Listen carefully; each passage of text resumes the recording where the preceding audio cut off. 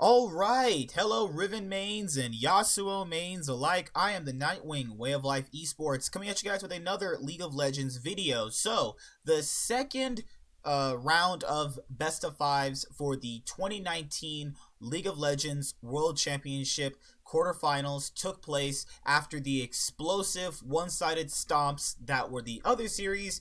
G2 versus Damwon and SKT versus Spylce. We're looking to overall give fans something to overall be excited for when these series overall kicked off. So let's actually tackle the SKT versus Spylce series, as this series brought more of controversial, more conversation than overall gameplay. Overall, for gameplay from both sides, from Spylce and SKT, obviously SKT come into the matchups as heavy favorites. Most people predict 3-0. You heard it here. The Nightwing predicted 3-1 for the series. I gave Spylce a little bit of credit due to the fact that it is a best of 5, and figuring out a composition and strategy in a best of 5 can obviously net you a couple wins. So giving them one win obviously wasn't that crazy, but overall the series did go to at least 4 games. Now, overall, one of the bigger talking points was that Faker was getting outlaned by Humanoid. I would say in some of the games that was the case, but overall I felt as if Faker played pretty decent, all things considered.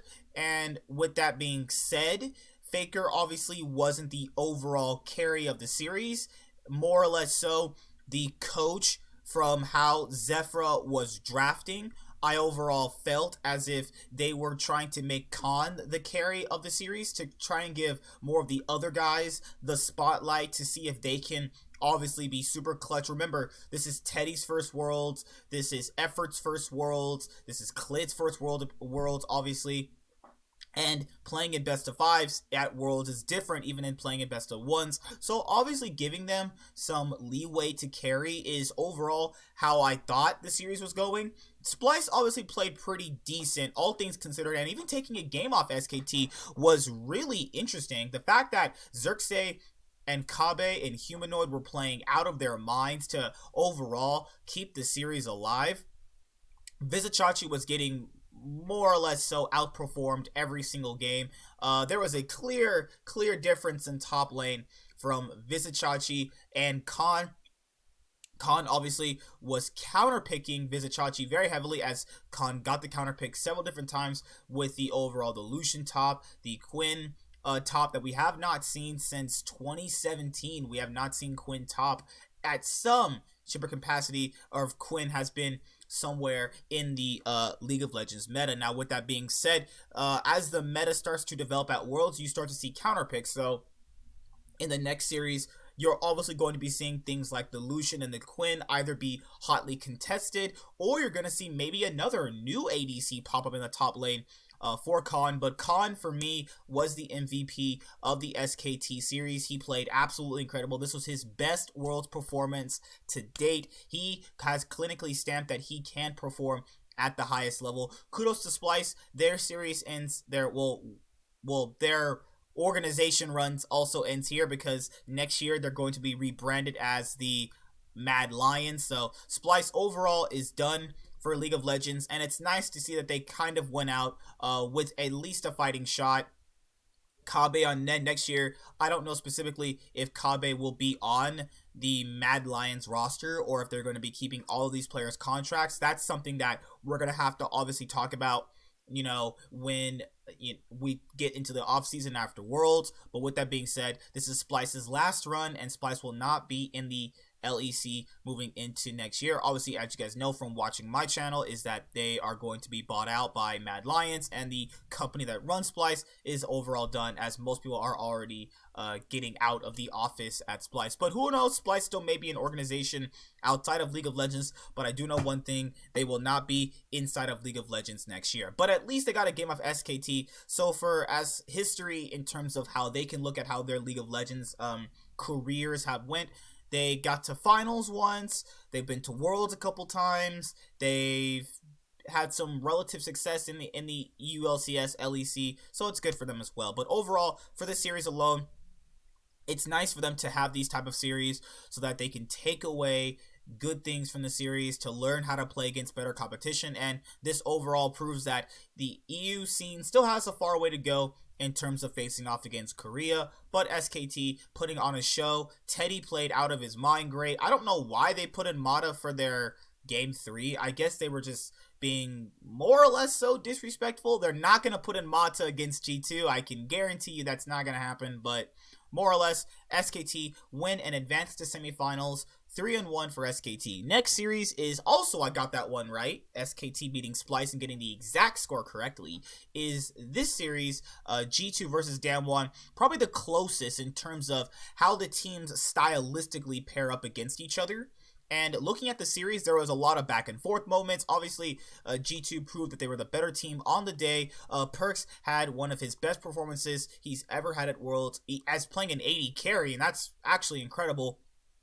I think that he even performed better in this series than he did in the RNG series last year. But overall, that is pretty debatable because last year they had a much weaker team, so he had to carry that much harder than he does have to this year because he has much stronger players in other positions this year. Now, Caps went head-to-head with Showmaker, and Showmaker was obviously one of the more better performing Damwon members as he was really trying to get things going. Nuclear and Barrel, overall, people got this wrong interpretation of how they saw Nuclear and Barrel. I think that Nuclear and Barrel were obviously, really overrated in terms of how well Damwon had been performing. Damwon was good because of Naguri, Showmaker, and I can't forget his name. Canyon, obviously. Oh, sorry about that. I have there is one of my female friends is texting me right now. That's why you guys saw the overall Facebook PMs and stuff like that. That's why you heard the noise. But overall, you have the series going the distance to a certain degree. Wonder still kind of feels very underwhelming to a certain degree.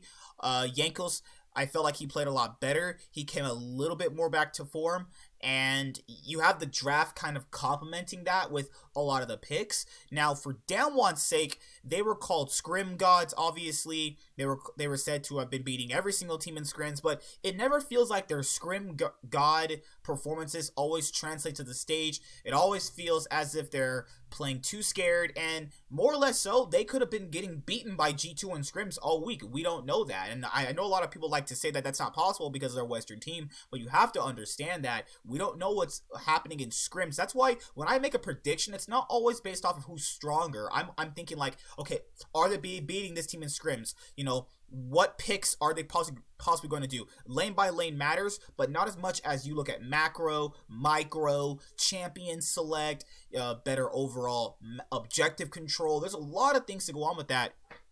And G2 bounces back and takes down Damwon. The last distance of Korea was Damwon, and they're out. And now G2 is the last hope for EU as Fnatic and Spylce are out.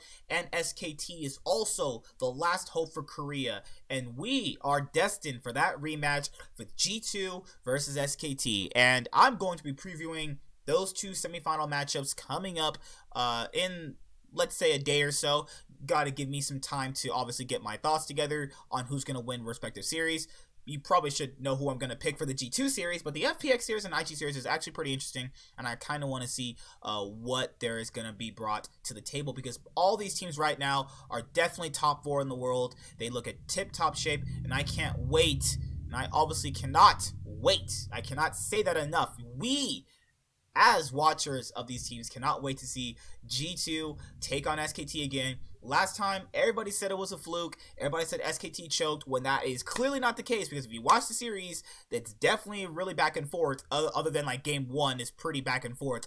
But now, if G2 beat SKT again, there is no way anybody can tell me, or anybody that is a G2 fan, that SKT choked again. That is ridiculous. That would be the most biggest beta cuck bullshit cock horse shit I've ever heard in my life. Is that if they beat them again, okay, what's the...